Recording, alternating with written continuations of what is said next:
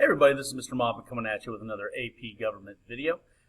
Today we're going to be taking a look at our third and final video on topic 1.6, focusing in on principles of American government. Now, previously we've talked about the importance of separation of powers. Once again, having a government system that is divvying up the responsibilities amongst a Congress, legislative authority, a president bureaucracy with executive authority, and a court system with judicial authority. And we talked about how this is necessary in order to prevent tyranny, to prevent, government oppression of the citizenry.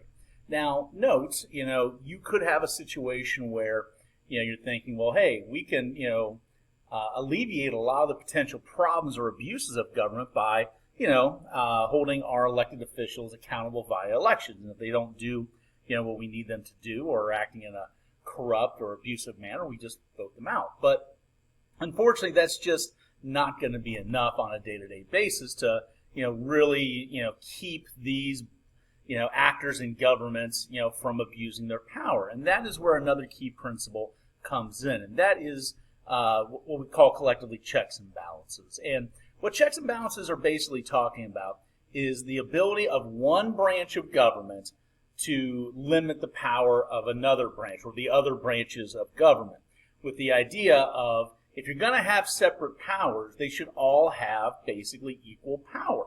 And you do that by basically giving each branch the power to limit the power of the other branches. And so everybody kind of keeps each other in line because of their authority. And that's, once again, that's not done by accident. That's not done by happenstance. That's done on purpose. That's done by design. So what we're going to be doing here is we're going to be taking a look at, the ways that each branch of government keeps the other branch in line, checks their authority to make sure that no branch is gaining too much power, too much authority, and therefore, risking tyranny. Now, note, if we are talking about the legislative branch can override presidential vetoes. We know that the president constitutionally can veto any legislation passed by Congress. But, if this is something that the vast majority of members of Congress want, they didn't want a system where one person could kind of just prevent that from, happening. In other words, one person preventing the actions of the will of the people. So if you can get a 2/3 majority in both the House and the Senate, you got to have both, not one, but both, then you can override that veto. That keeps the president from having, almost, authoritarian power via the veto.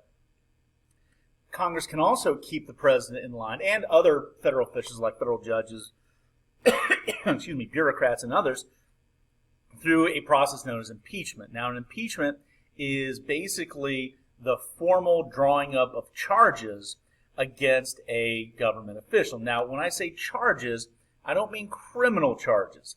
I'm talking about things that could show an abuse of power, something that would basically be a reason to forcibly remove that person from their job in government. Now, note, only the House of Representatives has this power, not the Senate, and it only requires a simple majority, just one more than half, to do that. And we've seen that done, at least with regards to presidents, on 4 occasions. Once for Andrew Johnson in 1868, Bill Clinton in 1998, and Donald Trump in both 2020 and 2021.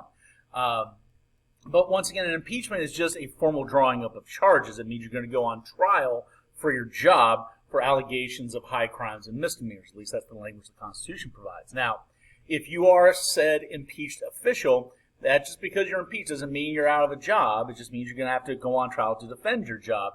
And that is where the Senate comes in. The Senate is going to be the body that basically listens to the prosecutorial arguments made by the House, the ones that made the impeachment, and the defense of the person, president, judge, whatever, that's been impeached, and then make a decision as to whether or not this person has committed, quote-unquote, high crimes and misdemeanors.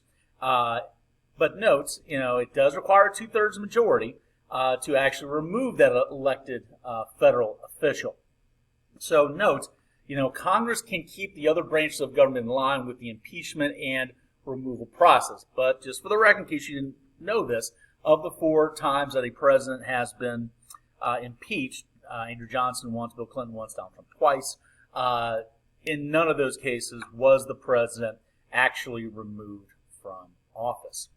Now, note, you can also see that the Senate uses what's known as advice and consent power. The President of the United States, per the Constitution, has the power to appoint ambassadors, consuls, all federal judges. It's been interpreted to mean, pretty much all of your top-level bureaucrats. And what that means is that, these are very important, powerful people in government that are hand-picked, by the president. And to avoid tyranny, to kind of send a message that you don't work for the president, per se, you work for the people, the Constitution says that the Senate has advice and consent power with regards to those appointments. Now, note, the Senate has that authority, not the House, just the Senate, and it only requires a simple majority. But still, though, it's a way of kind of telling the president that, hey, you can't just pick your nephew to be, Secretary of State. It has to be with the approval of the will of the people, at least, by the Senate. But of course, the executive branch also has authority to limit the other branches. We've talked previously about the veto. The president has that sole authority to basically kind of think about, all right, what is best for America legislatively? If Congress is running amok, the president is a roadblock to preventing congressional tyranny. So the president has that veto power. The traditional veto is the president just basically signs a letter, so to speak, and says that this bill is dead. There's also something called a pocket veto, which is a little bit more obscure. It's basically where within the last 10 days or near the end of a congressional term, the president can just kind of ignore a bill. Normally, the Constitution says that you can't just, as the president, ignore a bill to death. You either got to sign it or veto it, and if you just don't sign it after an extended period of time, it becomes law anyway. But if it's at the end of a term and it's within those last 10 days, you can just kind of ignore it to death. That's called a pocket veto. You don't see that done very often, but that is a way also to use a veto.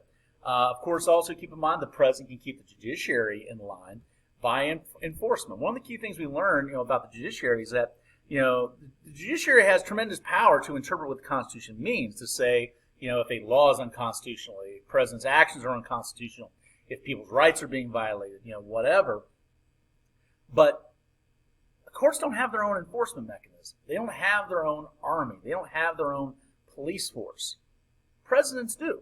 The president is the commander-in-chief. The president is the ultimate authority on the enforcement of all laws, but also judicial decisions.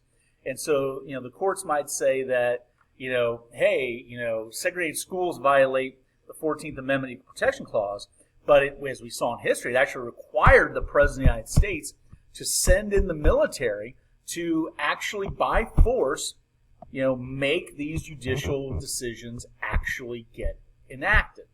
So that's an important thing, all right? If you're the judiciary, you got to understand you rely on the executive branch to get what you have ruled actually put into effect. And then lastly, once again, showing the way to limit the power of the courts, the president appoints all federal judges, not just the Supreme Court, all federal judges, courts of appeal, district court, all of them. And as we said before, so as to make sure that judges are not purely under the, control of the president in terms of, getting to the bench, all of these federal judicial appointments have to be confirmed by the Senate, as we said before.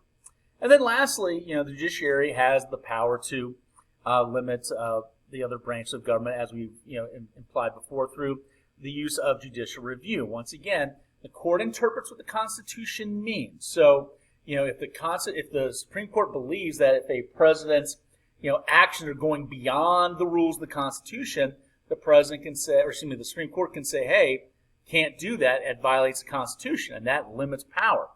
For example, in the 1990s, Congress, gave President Bill Clinton what was known as line item veto power.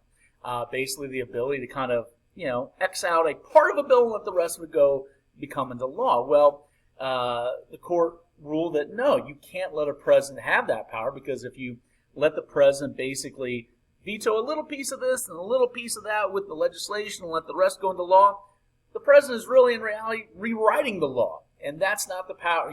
The writing of law is not the president's responsibility. It's not the president's authority to do so. That's Congress's. So it can do something like that. The courts can also, of course, find laws to be unconstitutional. We have seen that happen on numerous occasions. So understand the judiciary, even though it tends to be the least well known, perhaps the most forgotten of the three branches, they also have considerable authority to limit, to check the power of the other branches via judicial review. So there you go.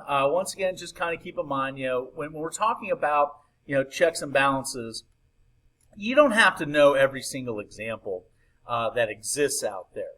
But if you can provide at least one example in each direction of each branch of government, checking, limiting the authority of the other, then you're going to be in fantastic shape. So just kind of keep that in mind. Okay, so we'll leave it there for now. We'll see you next time.